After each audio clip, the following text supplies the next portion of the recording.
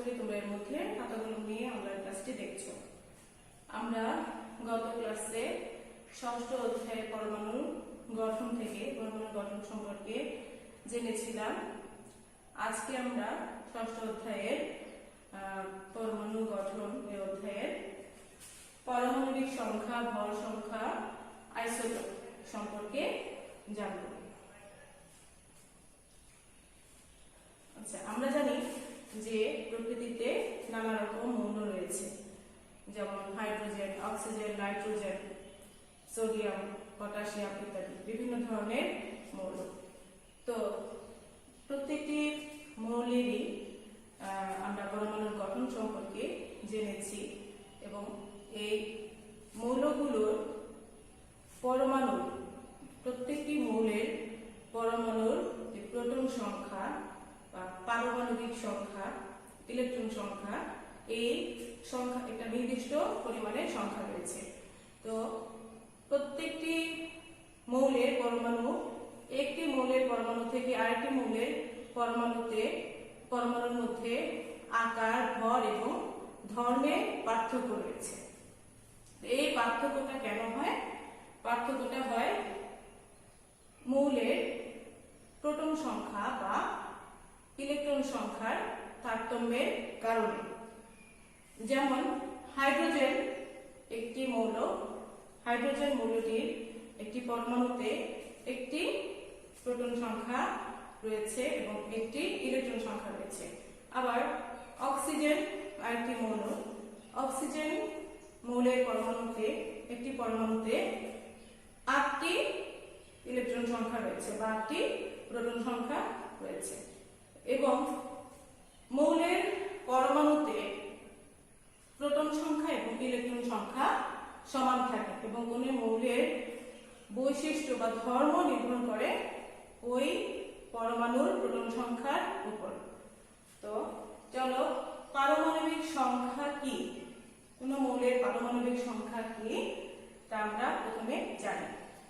পারমাণবিক সংখ্যা বলতে কোন মৌলের একটি পরমাণুতে যতগুলো প্রোটন সংখ্যা থাকে সেই সংখ্যাটিকে বলা হয় ওই মৌলের পারমাণবিক সংখ্যা। তাহলে পারমাণবিক সংখ্যা কি?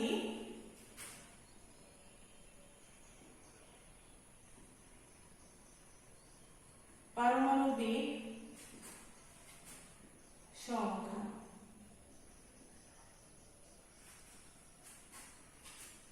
কোন মৌলের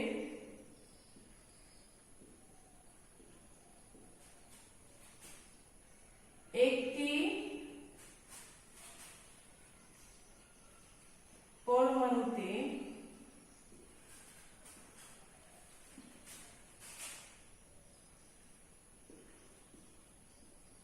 যতগুলো প্রোটন থাকে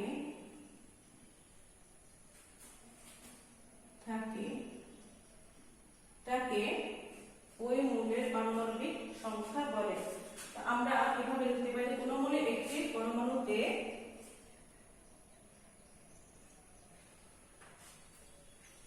অবস্থিত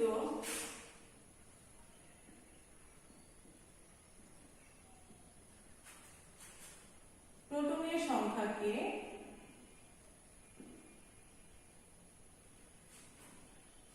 ওই মৌলের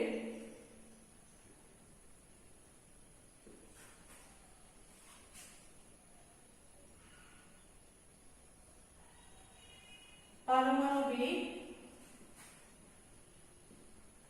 সংখ্যা বলে।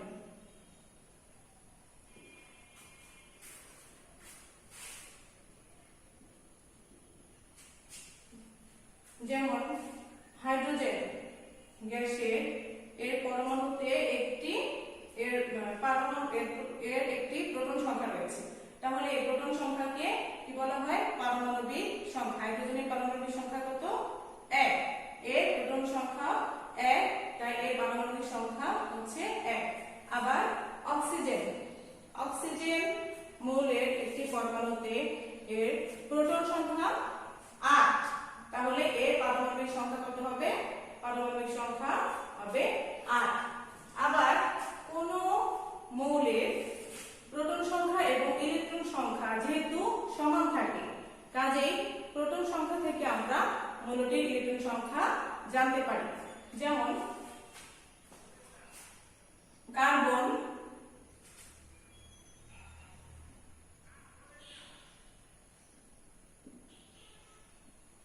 পরমাণুতে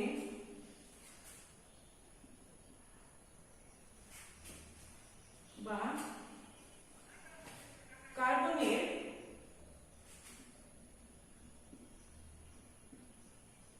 পারমাণবিক সংখ্যা 6। কার্বনের পারমাণবিক সংখ্যা 6। আমরা এর থেকে কি কি তথ্য জানতে পারি? এর থেকে আমরা যে তথ্যগুলো জানতে পারি সেটা কি, যে পারমাণবিক সংখ্যা যেহেতু প্রোটন সংখ্যা, কাজেই কার্বনের প্রোটন সংখ্যা 6।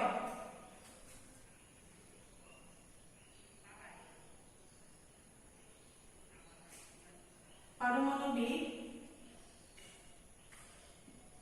সংখ্যা সমান প্রোটন সংখ্যা।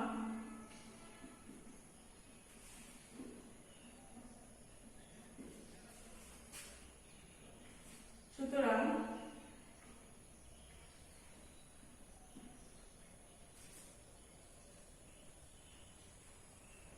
কার্বনের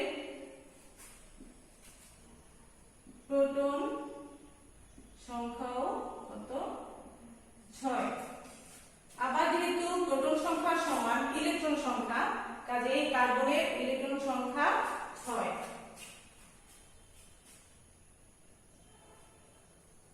আবার যেহেতু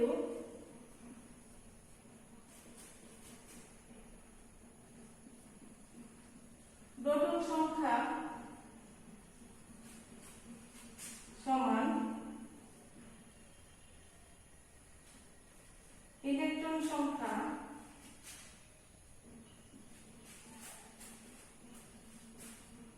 তাই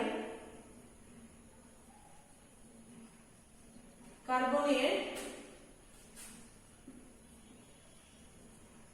ইলেকট্রন সংখ্যা কত? 6। তাহলে কোন মৌলের যদি কোন মৌলের পারমাণবিক সংখ্যা যদি আমাদের জানা থাকে, তাহলে আমরা সেখান থেকে কি জানতে পারবো? মৌলটির প্রোটন সংখ্যা কত, মৌলটির ইলেকট্রন সংখ্যা কত, সেটা আমরা জানতে পারবো। আচ্ছা, এবার আমরা দেখি যে ভর সংখ্যা।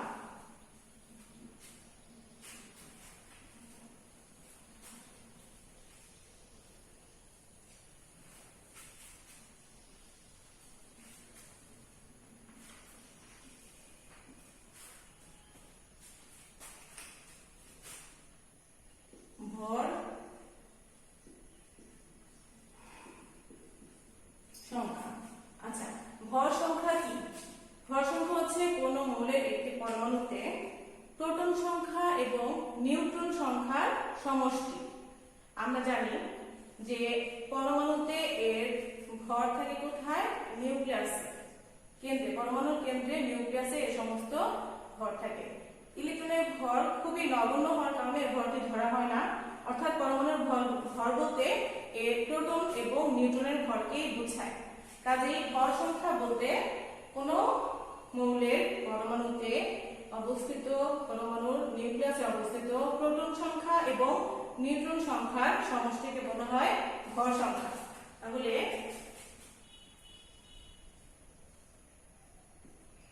কোন মৌলের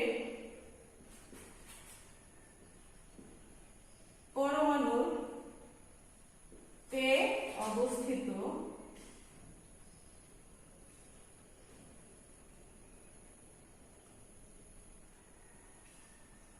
প্রোটন সংখ্যা, প্রোটন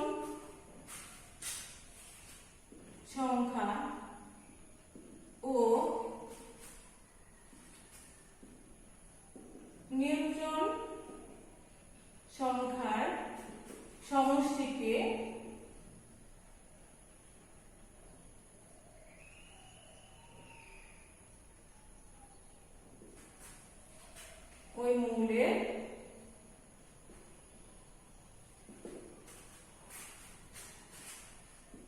ভর সংখ্যা বলে।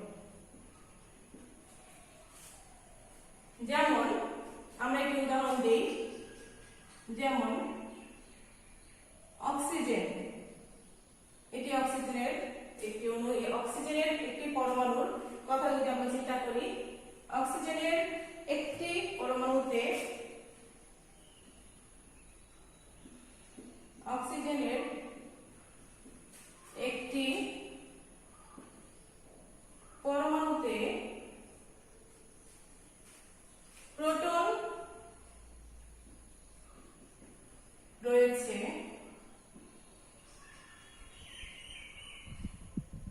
8টি, বা প্রোটন সংখ্যা 8টি, প্রোটন সংখ্যা 8, এবং অক্সিজেনের এবং নিউট্রন সংখ্যাও 8, নিউট্রন সংখ্যা 8। তাহলে অক্সিজেনের ভর সংখ্যা কত? সুতরাং অক্সিজেন এর ভর সংখ্যা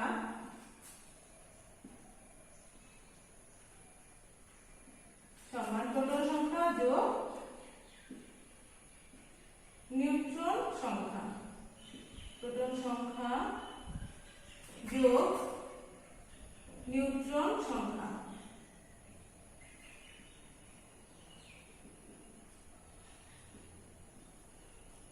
আচ্ছা, প্রোটন সংখ্যা যেহেতু 8, নিউট্রন সংখ্যাও 8, তাহলে অক্সিজেনের ভর সংখ্যা কত? 16। আচ্ছা শিক্ষার্থী বন্ধুরা, আমরা দেখি যে ভর সংখ্যা থেকে আমরা আর কি কি তথ্য জানতে পারি। ভর সংখ্যা থেকে আমরা প্রোটন সংখ্যা, নিউট্রন, যদি আমাদের প্রোটন সংখ্যা এবং নিউট্রন সংখ্যা জানা থাকে তাহলে আমরা ভর সংখ্যা জানতে পারি। এবং আমরা একটি পরমাণুর পারমাণবিক সংখ্যা থেকে কি কি তথ্য জানতে পারলাম, যে পরমাণুতে কয়টি প্রোটন রয়েছে, কয়টি ইলেকট্রন রয়েছে। কিন্তু নিউট্রন সংখ্যা জানতে হলে আমাদের কি করতে হবে? নিউট্রন সংখ্যা জানতে হলে আমাদের পরমাণুটির ভর সংখ্যা জানতে হবে। তাহলে আমরা যদি কোনো মৌলের পারমাণবিক সংখ্যা দেওয়া থাকে এবং এর ভর সংখ্যা দেওয়া থাকে, তাহলে সেখান থেকে আমরা নিউট্রন সংখ্যাটি কিভাবে নির্ণয় করব, চলো শিক্ষার্থী বন্ধুরা আমরা সেটা দেখি।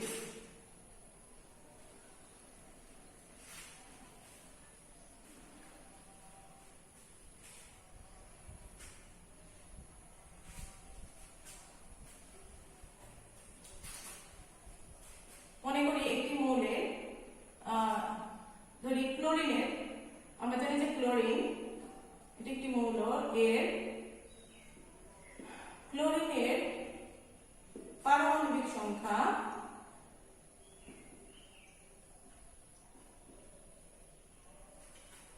সংখ্যা 17 এবং ভর সংখ্যা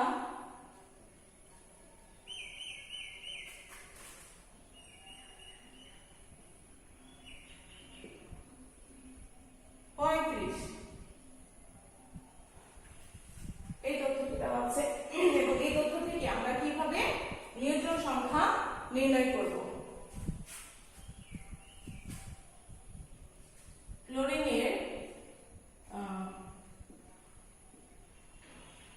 ক্লোরিনের প্রোটন সংখ্যা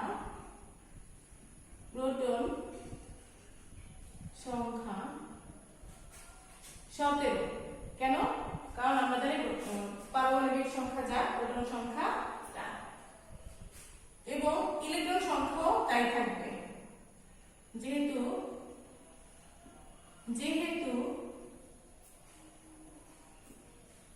প্রোটন